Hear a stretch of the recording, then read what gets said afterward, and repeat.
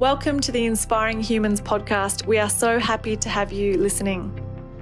My name is Stephanie Woolard, and this podcast is a platform to showcase the incredible human spirit. On this podcast, I'll be interviewing people from all over the world and all walks of life who will be sharing with us their personal dreams and their dreams for the future. I believe that through coming together and creating community, incredible things are possible. In fact, anything is possible. And I hope that this podcast is a launch pad for creating the new world that we want to see, that will have humanity free, thriving, and living in their full self-expression.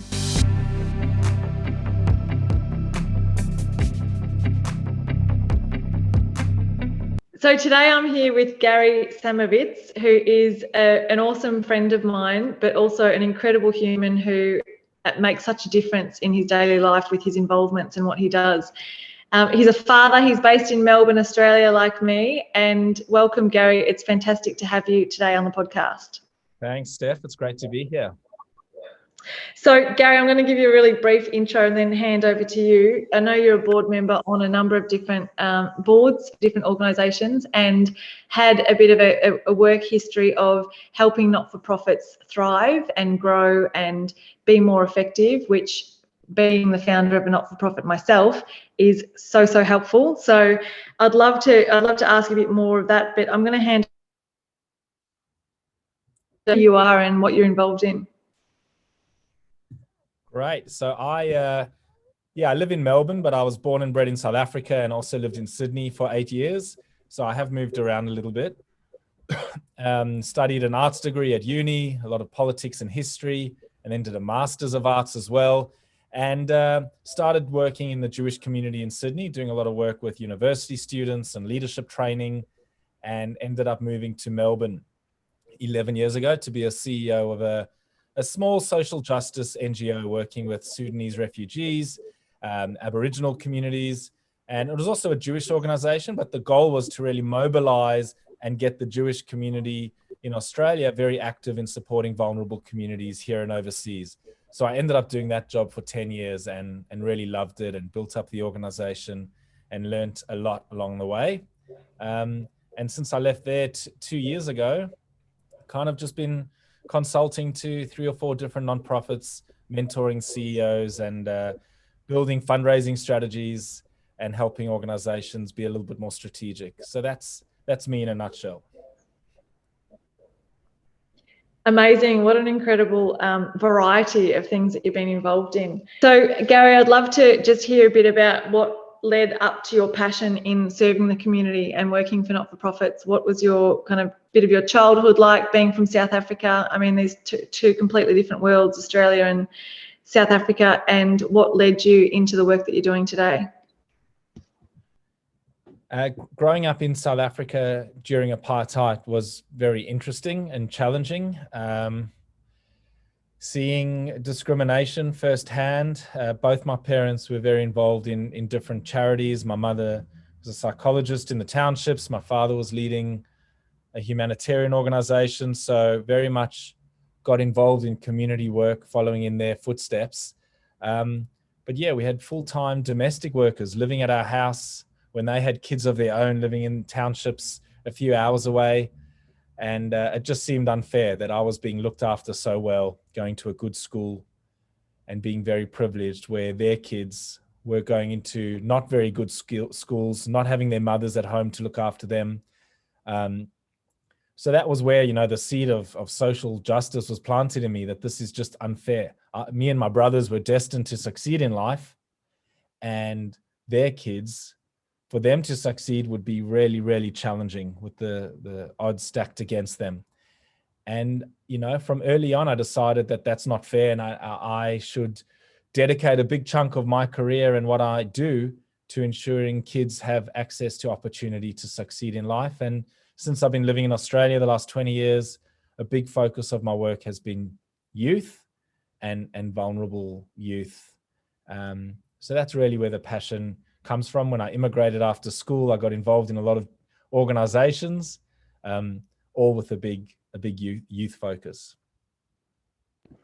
Is there any situation particularly where you felt like your work led to the transformation of an individual or of groups of individuals. Can you tell us a bit of a story of transformation? Because I think that's kind of the most rewarding in this field of work, when we can see the changes that have happened in someone's life. Even just, inspiring people by you being part of that organisation. Yeah, at Stand Up, we ran refugee homework clubs. So every Sunday morning, 30 Sudanese high school kids would come to our office and get one-on-one tutoring, getting a lot of help with their schoolwork, getting help with career advice. And many of those kids went on to university, some of them the first person in their family to attend university. So that was really rewarding, being a part of their journey every Sunday for 3-4 years in a row.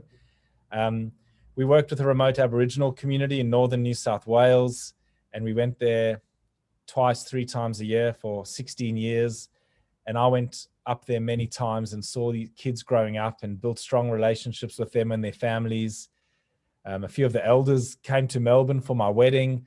So just a long-term relationships that were built, and seeing those kids now, I met them when they were 5, they're now in their 20s, seeing how, well they're doing and the jobs they've taken on and the confidence they have has given me a huge amount of satisfaction. And I've learned so much about Sudanese culture and Indigenous culture that has really enriched me as a human and enriched my family.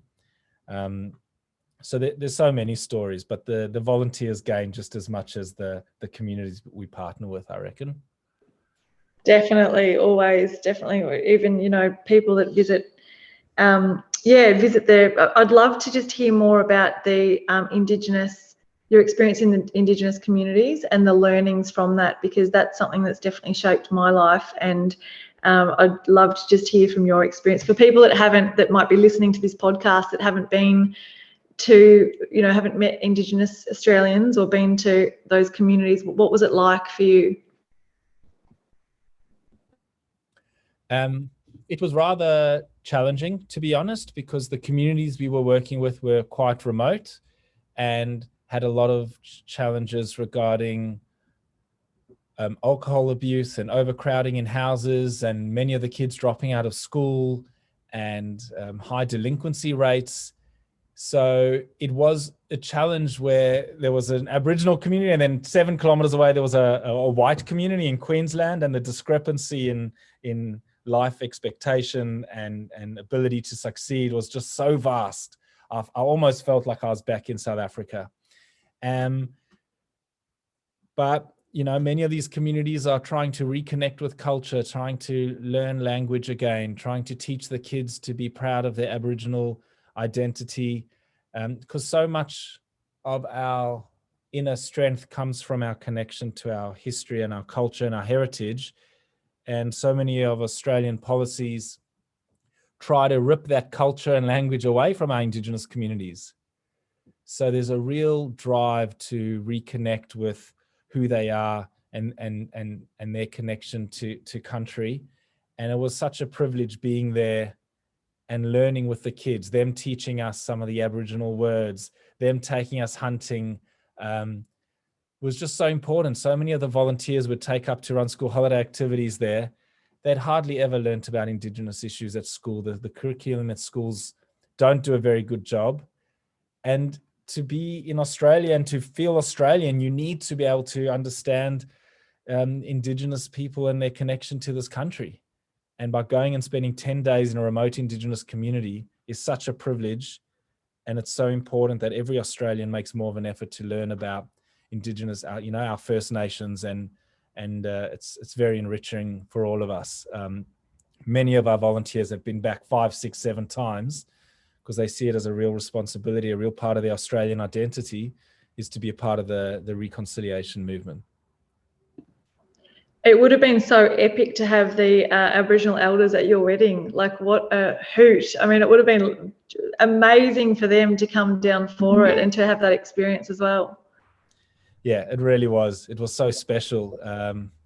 Again, this wasn't a short-term program. So many Indigenous communities are sick and tired of hearing of these white do-gooder groups who want to come help us and get a few nice photos. and then never see them again.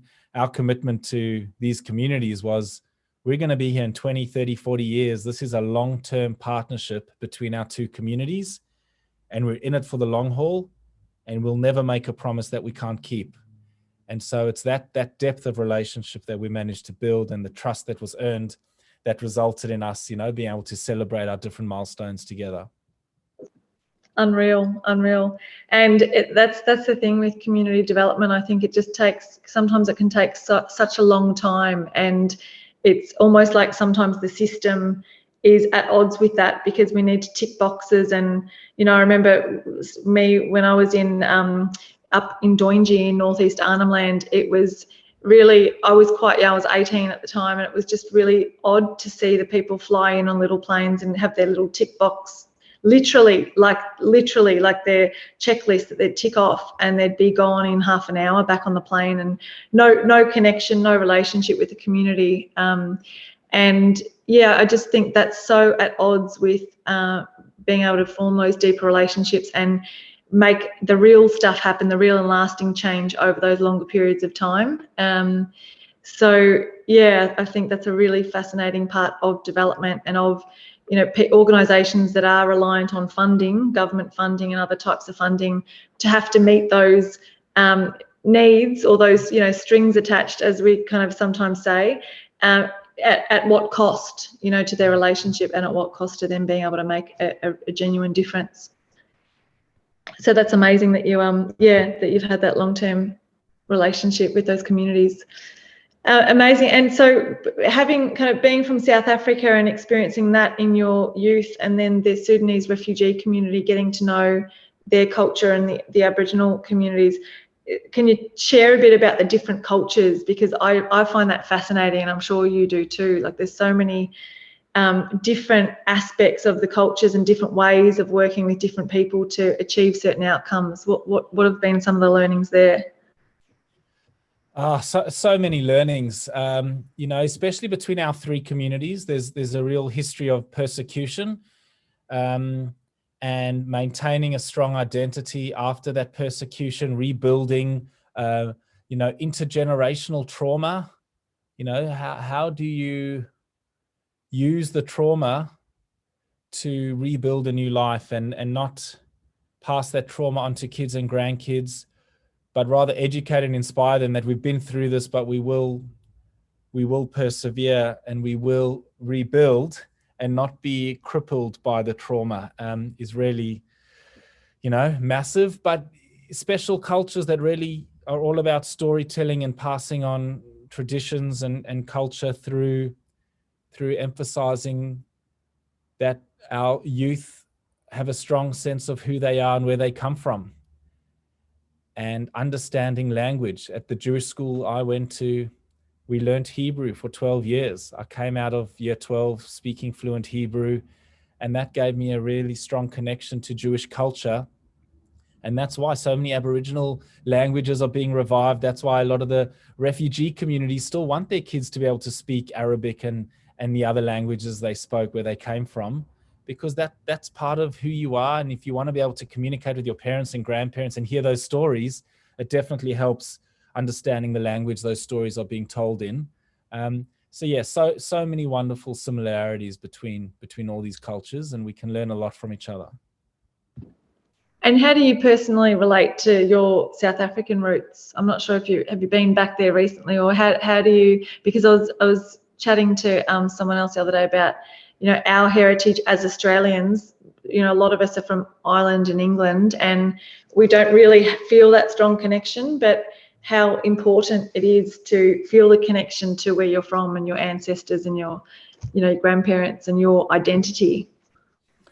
I feel very proudly South African. I lived there after apartheid ended, and there was a sense of this new South Africa. I've got a lot of my close friends and family still there.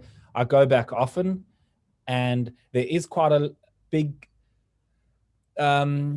piece of guilt sitting in my heart that I left South Africa, that all these people who gained so much from living in South Africa left, and there was this large brain drain of people who gained so much and are now contributing elsewhere and have almost turned their backs on South Africa. So I I feel very passionate about the future of South Africa, and I go back often and I donate to charities there because it is a big part of who I am.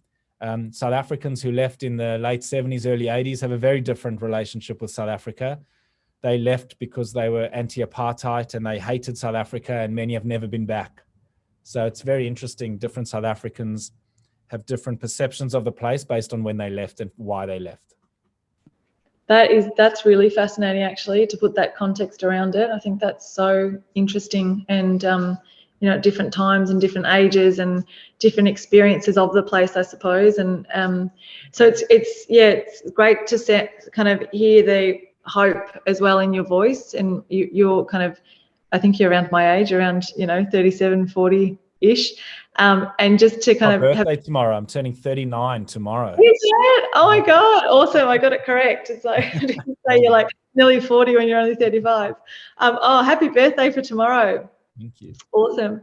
But just different, that's a really, really interesting point that you just made, that, different people that live there have different experiences based on the time that they lived there and when they left, and how their memory of the place. And obviously places change over time, and it's great to hear that sense of hope. And it sounds like you have seen progressive change, which is always motivating, to do more work, because I think sometimes when you kind of don't see any change, it's like, well, how do we keep going? If there's limited change happening, or if there's sometimes all the social issues can just be very overwhelming and debilitating. So that's amazing. And how have you seen it change? Like, what is it like each time you go? You probably notice different things and different ways that it's changing.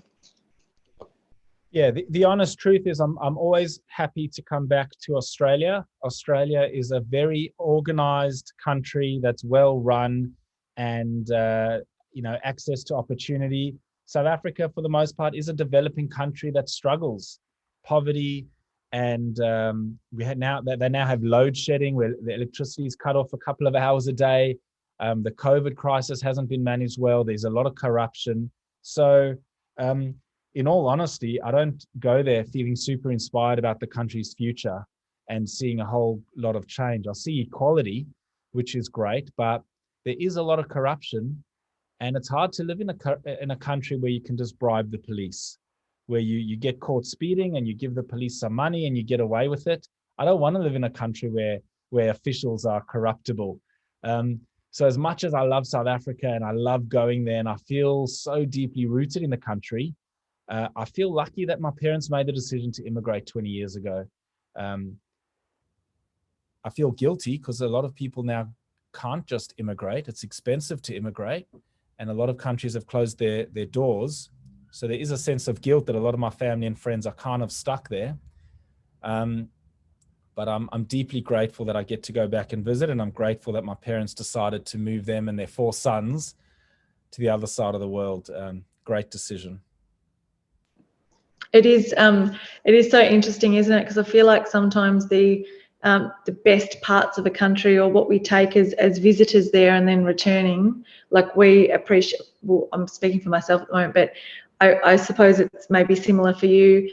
Because of the corruption, the communities are more tight-knit, and that the relationships can be very deep, and they rely on each other a lot more because they can't rely on the government. So I know that I loved sensing that in Nepal when I was there, because people would do anything for each other, and they're always there for each other, and the values are slightly different, and so you kind of go, oh, that's amazing, to kind of, that aspect of the community is amazing, but it's because of the opposite. It's because of the corruption, it's because of that sort of thing. So it's I think it's so interesting for people to travel, because they kind of pick pieces that they like from different things, and that they're inspired by and integrate it into their lives back home.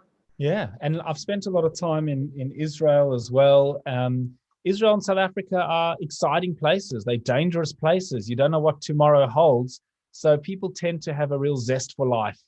And the bars and clubs and restaurants are busy late into the night. And there's, there's just feels like an electric energy in places like that you don't get in Australia. We're very laid back and easygoing, and bars are closing early, and it's a wonderful, safe place to live. But after you've spent a lot of time in countries where you have that buzz, it is addictive, and you do miss it when you come to boring Melbourne.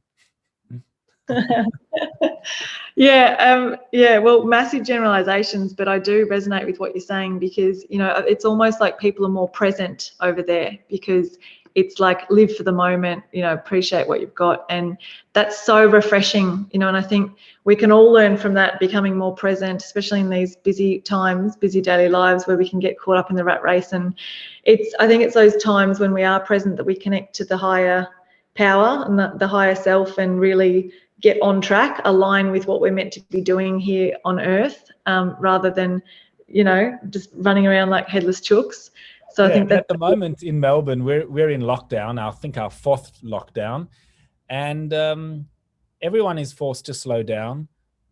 And the parks are packed every afternoon with hundreds of kids riding bikes, having fun, and I'm loving the sense of community that is built during these lockdowns. The street WhatsApp groups, the kids playing in the street together every day. As soon as lockdown ends and everyone's busy with their after-school activities, it ends so quickly. But there is something quite beautiful about the world slowing down and everyone reconnecting and in our parks. Yeah, and I think people are kind of letting go of what doesn't serve them, because they've had time to think about, you know, why am I doing that? That's such a drain on my life and on my energy, and I don't need to be doing that.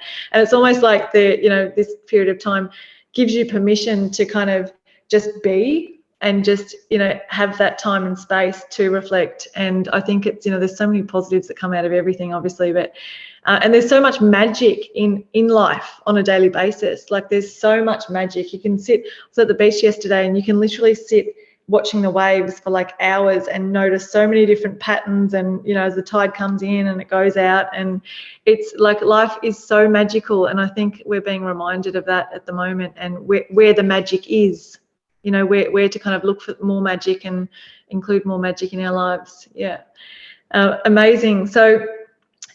Can you share a little bit about the kind of values that you love and have embraced the most in the Jewish community? Because I personally don't know too much about the Jewish community, but I've been super intrigued because I've had a number of interns that have come from the Jewish community and told me, you know, a lot about it. So I'd love to just hear more about the giving, the contribution, and the values that you've really taken on.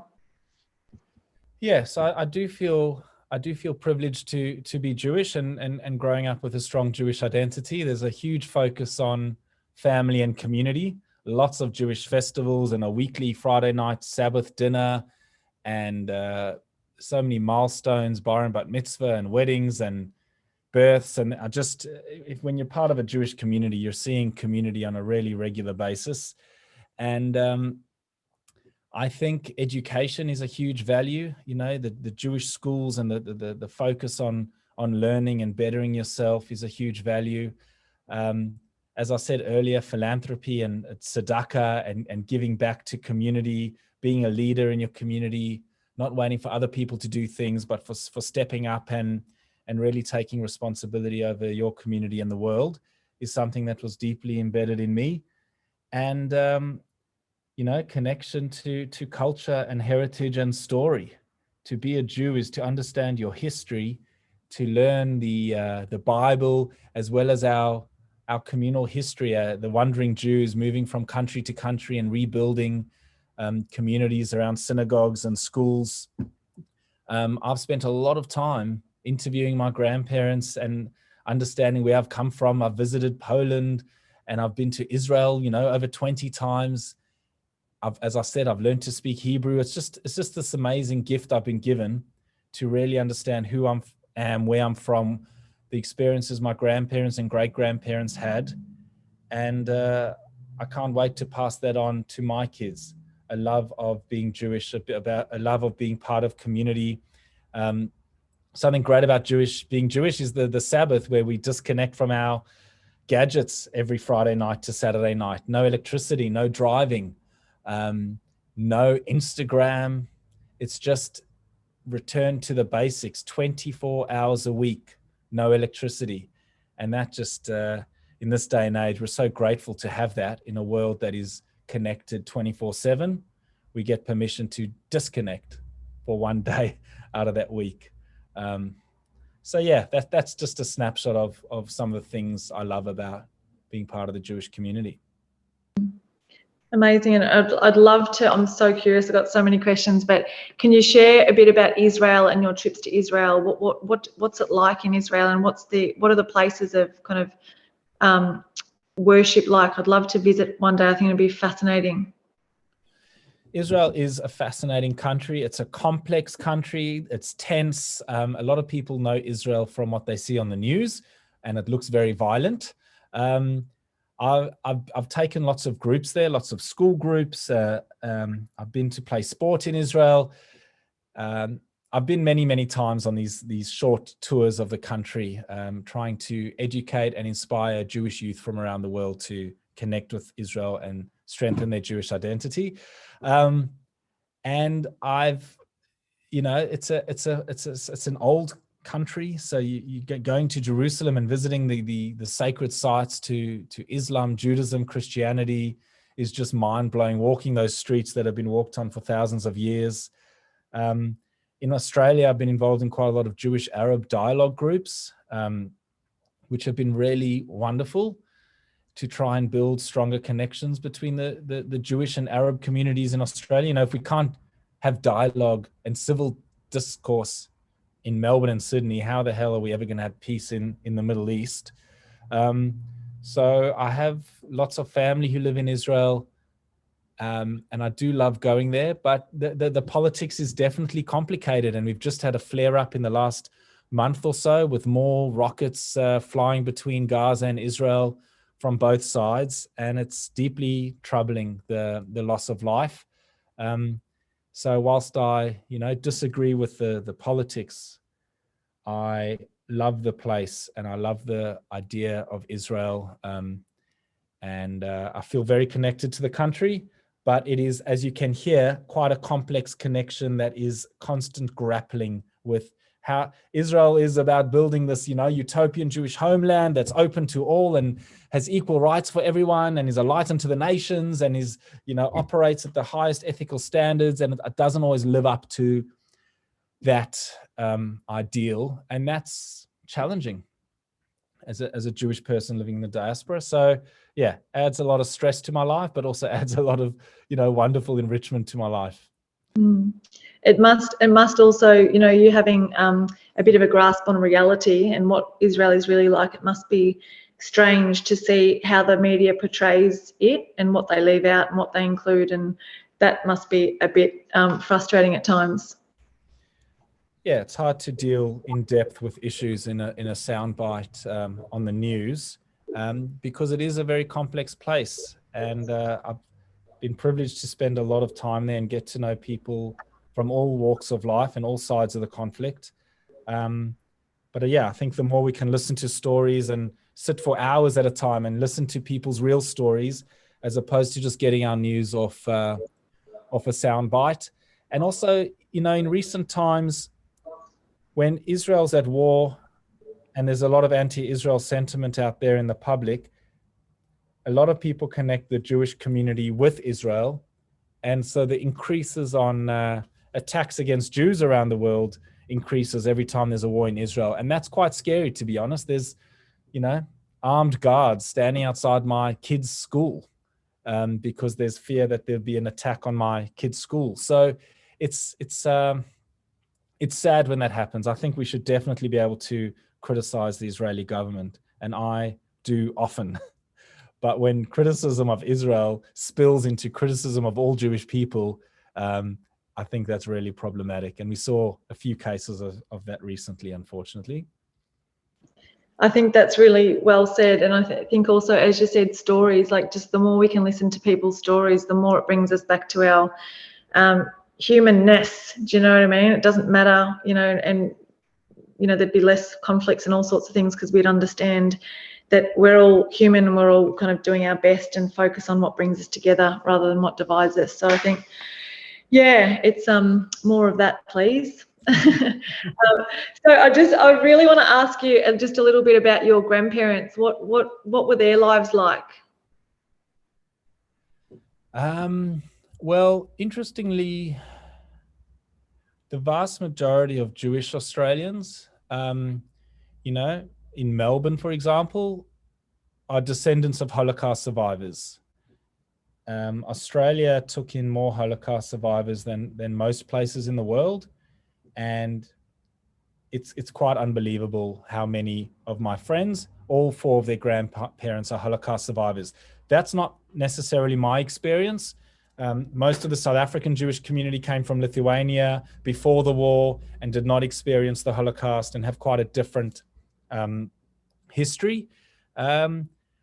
None of my grandparents are alive, but they all came from Russia and Lithuania, and I have very large families with hundreds of cousins, and I grew up with all those cousins, and I feel very lucky to be a part of such a big family.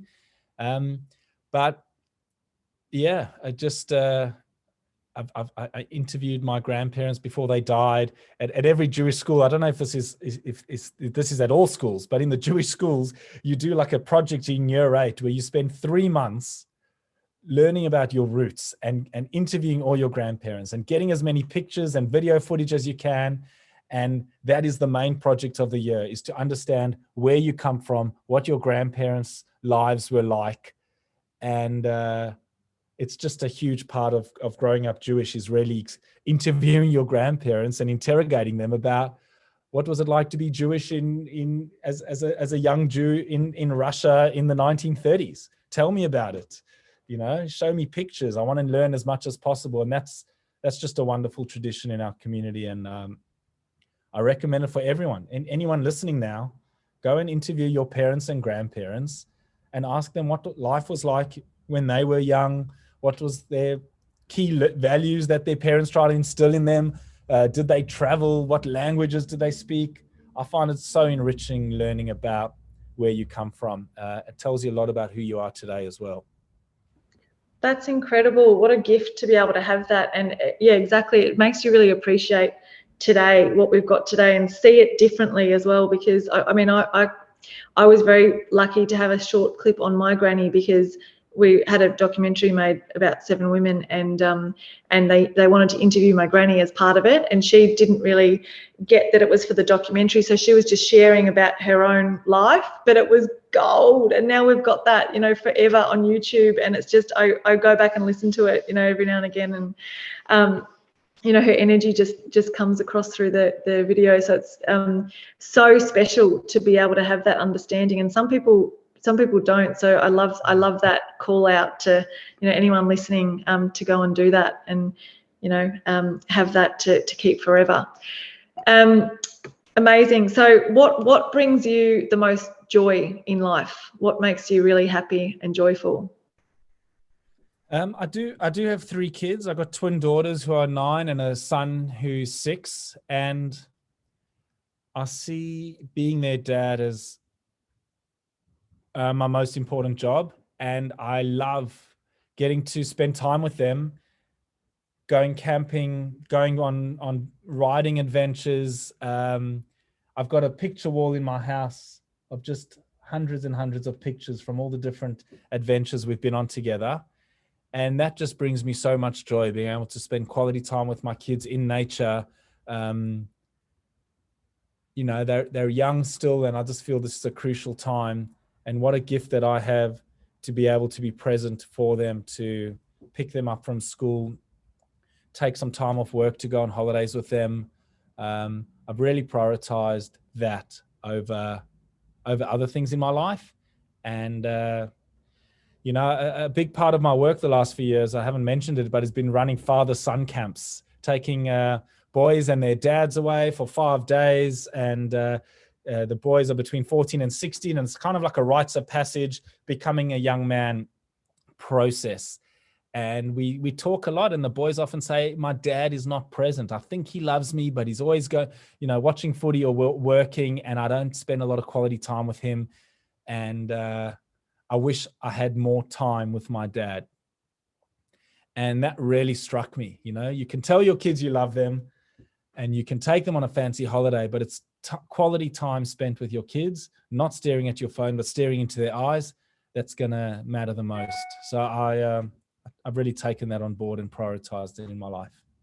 So can you share a little bit more about I know the Jewish community is quite large here in Melbourne, and I know that there's a social kind of responsibility to contribute to charities and things like that. How has it been working with the Jewish community in terms of kind of supporting not-for-profits?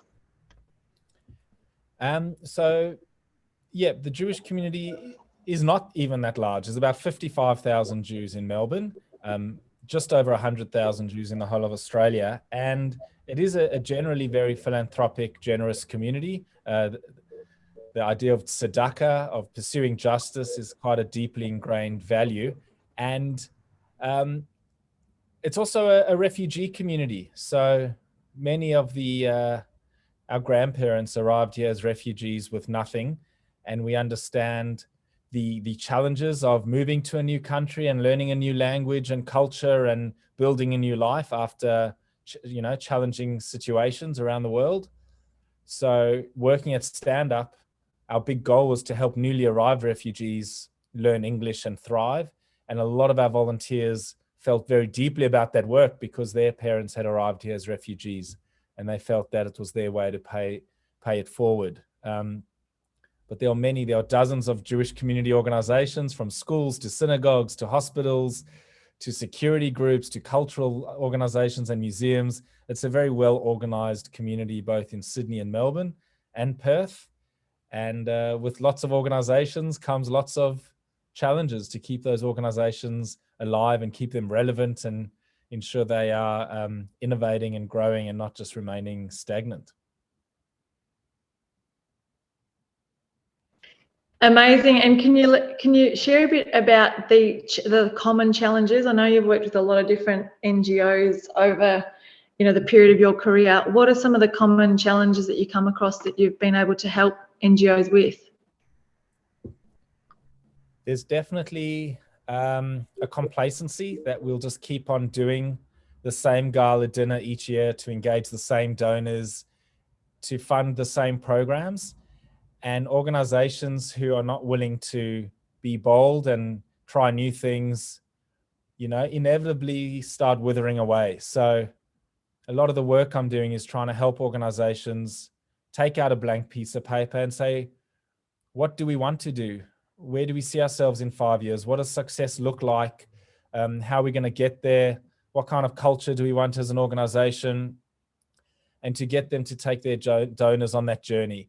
So just really trying to help organizations be a bit more nimble, a bit more dynamic, and also help staff move on to other opportunities. I think organizations that have the same CEO for 10, 20 years is not lending itself to an innovative culture. I think it is important to have some turnover in the senior leadership of organizations, and to ensure board renewal and that boards take their job seriously, and that boards are diverse and not the same 10 white 60-year-old men running every non-profits board.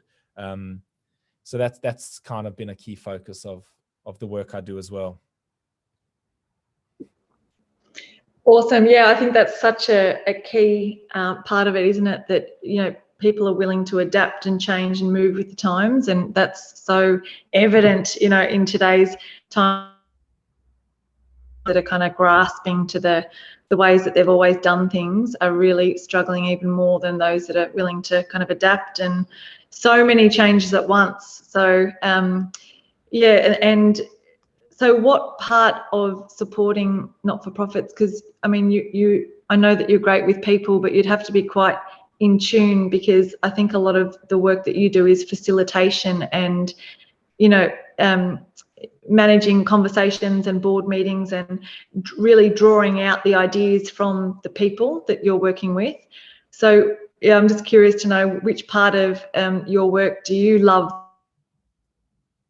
about? Yeah, I think it's a no-brainer that people will work well in an organization when they feel valued, when they understand the why of the organization, when they feel psychologically safe and feel that they're able to be vulnerable at work, that they're getting paid properly. So I work closely with the CEOs of organizations to ensure that they're creating workplaces that are exciting and that their staff want to get up in the morning and go work there because they feel valued. They can see what they're doing is leading towards the organization's goals, that they have a bit of fun along the way, and that they're putting their ego to the side as well. You know, there's quite a lot of these small nonprofits where the CEO has a large ego and wants to be the face of the organization and wants to make decisions.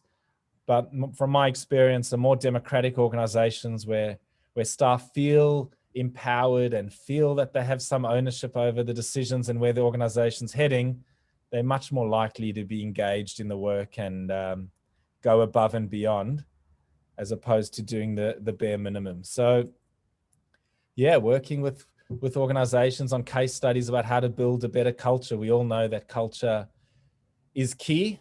You know, even more than how much money you got in the bank account, even more important than your strategy is what kind of culture do you have? Do you have enthusiastic leaders? Do you have values-driven leaders? Is it a place where you feel at home and you feel valued and you feel like you're developing your skills? And asking your staff those questions, doing surveys, regular surveys with the team, and asking them, how can we improve as an organization? How can we be the best place to work? And